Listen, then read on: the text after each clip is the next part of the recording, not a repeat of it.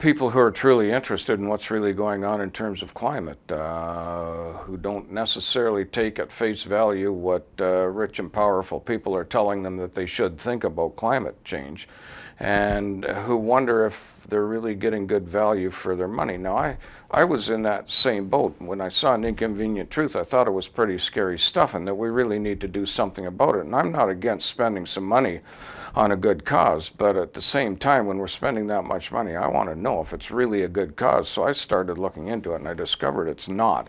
And I've come across a lot of people who feel that same way, but they just don't know for sure that they should feel that same way. They don't have the facts. When somebody comes to them and starts telling them about temperature going up a few degrees and that we're all going to roast in a hellish Venus-type planet, they don't know how to respond to that. I know how to respond to that because I've done the research and I know the science, and I've got a good comeback to that that says, okay, well, that's what the politics say, here's what the science says, and I'd side with the science. So people that want to have that same knowledge should read the book. I think he was a pretty effective politician. From what I've read, he was a very poor student of sciences who assiduously avoided taking math classes. And I think what he's done with An Inconvenient Truth is he's cherry-picked a few facts. What he shows us in terms of the data, for the most part, is true, but he's looking at small microcosms of the global picture, and he's extrapolating that to the whole thing. And the analogy I use is like the Fort McMurray fires we had here in Canada a couple of years ago. You could look at that and you say, Canada's burning. Well, yeah, a small part of Canada's burning. That doesn't mean that the entire country's burning. And with what Gore's done is he's looked at very small bits and pieces and he's applied that to the entire picture of global climate, and it's not true on a global scale. Well, I'd like them to know the truth. I'd like them to know when politicians in the mainstream media are telling them things that are only partially true and spinning it in such a way that basically the message is a lie. For one, Milankovitch cycles are orders of magnitude more influential than carbon dioxide. And for two, carbon dioxide is not a pollutant. We hear about carbon dioxide being a pollutant all the time, and the high school curricula focus entirely on greenhouse gas, whereas it's Milankovitch cycles that really drive climate on this planet. Oh, that's a long answer. The principal cycle is what's known as eccentricity. Milankovitch cycles have to do with Earth's orbital dynamics as it circles around the sun.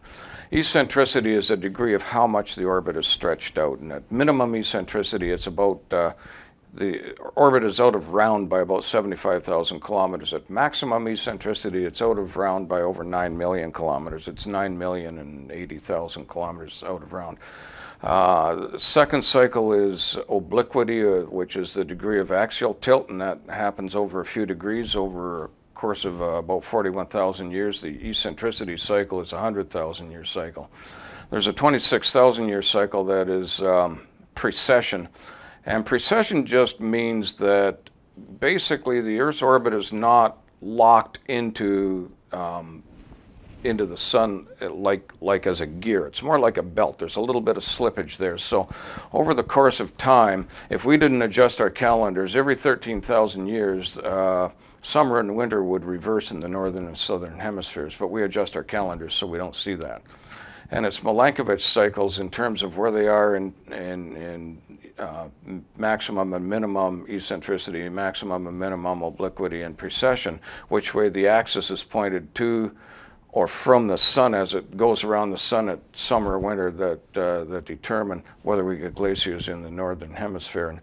And what Milankovitch discovered in his studies on this was that when we're at minimum eccentricity and minimum obliquity, we get glaciers in the northern hemisphere. And right now, we're about halfway back from maximum to minimum eccentricity. We'll be at minimum in 25,000 years, and we're halfway between maximum and minimum obliquity, and we'll be at minimum obliquity in about 11,400 years. So sometime in the next 10 to 15,000 years, we're going to have glaciers several kilometers thick in this part of the world again.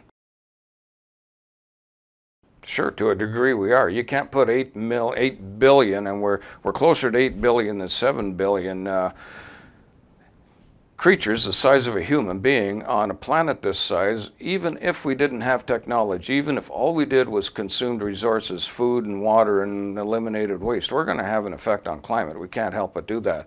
We magnify our effect through technology. Part of burning fossil fuels is part of that. So there's no way we can have this many people on this planet not having some effect on climate. But the thing is that fossil fuel greenhouse gas is only a very, very small part of that effect.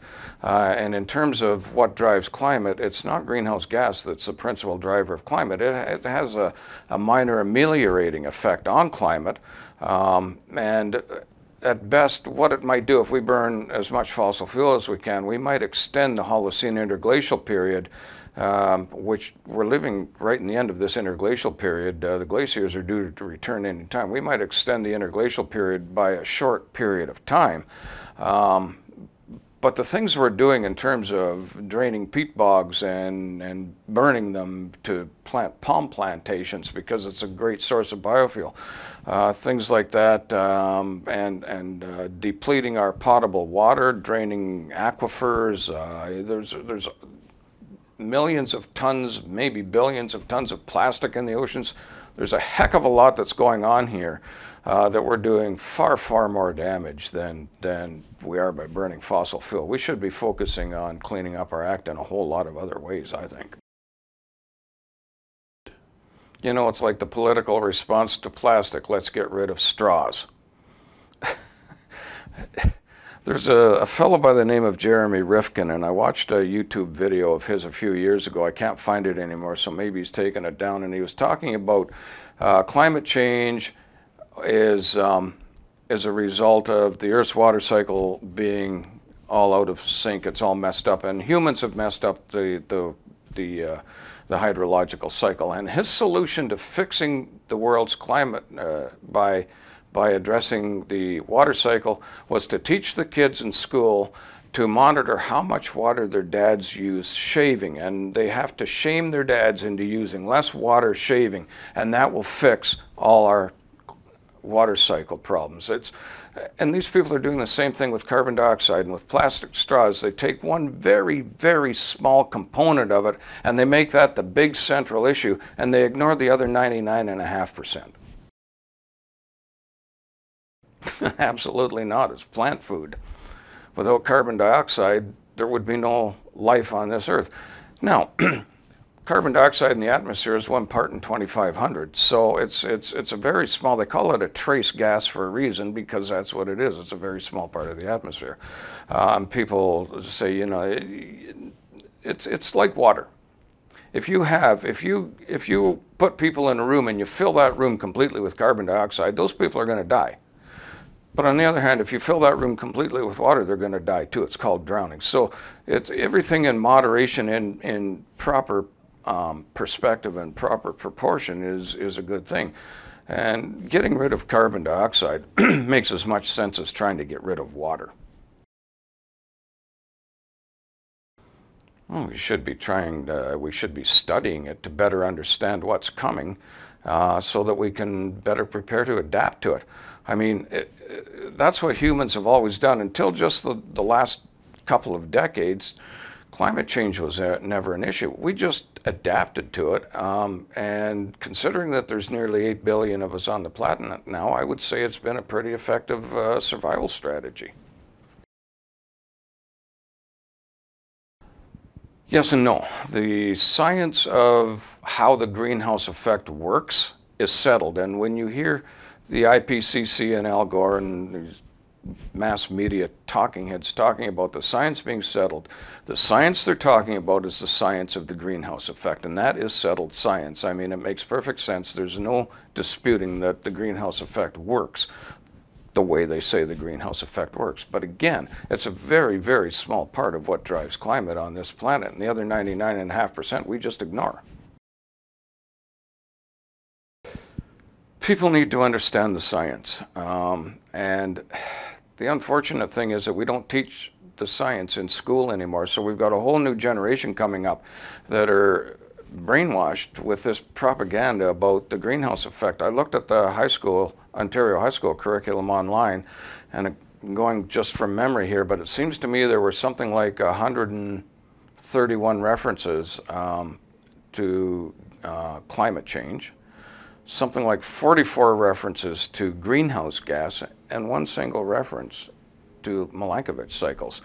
Now the references between the 44-to-1 greenhouse gas to Milankovitch cycles, that's the wrong way around and then some, because Milankovitch cycles are orders of magnitude more important than greenhouse gas. But all we teach is greenhouse gas. We don't teach our young people how to think anymore. We don't teach them to do the research, gather the data, organize it, analyze it, and come to reasonable conclusions about what it means, which is what I did in writing the book.